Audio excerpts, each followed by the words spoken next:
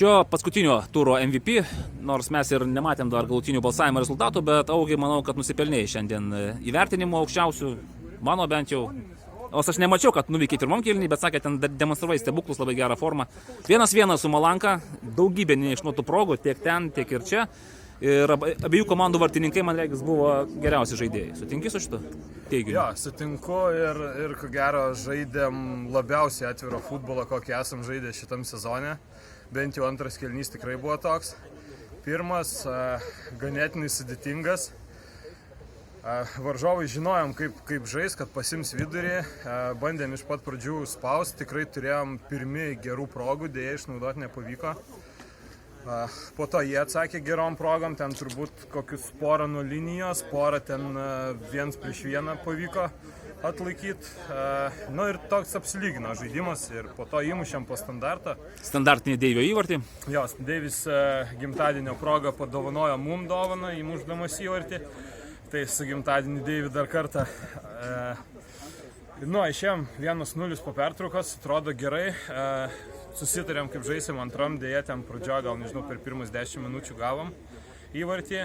Ir prasidėjo realiai, kaip ir sakiau, toks atviras žaidimas, kurio visam sezone nesam žaidę, bet pabandėm.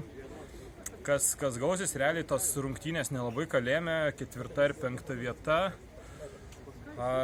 Daug progų buvo per abu, antram kėliny turbūt, nežinau, daugiausiai jų vartininką atakavom ir greitom atakom, ir skersais, ir smūgiais, bet nepavyko įmušti ir persverti rezultatą. Ir ką, baigėm 1-1 ir pasirodo, kai Šedoris mini dovanėlę padovanojo mums nugalėdami Medžius ir liekam 4. Tai debiutinis sezonas. Ką čia liekam? Kylam į 4. vietą jau. Buvom 4 prieš šitą turą valdai. Okay. Tai debiutinis sezonas B divizione, 4. vieta, manau, yra geras rezultatas.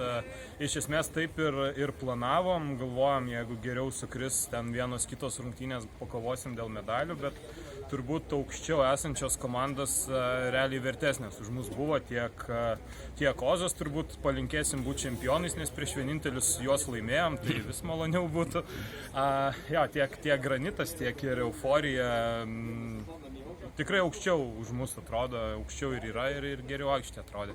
Ok, sezonas baigėsi, bet nesibaigė futbolas, tai ką toliau veiks top kick ir dubleriai ir kas bus kitam sezone? Gal jau galima praskleisti paslapties šydą?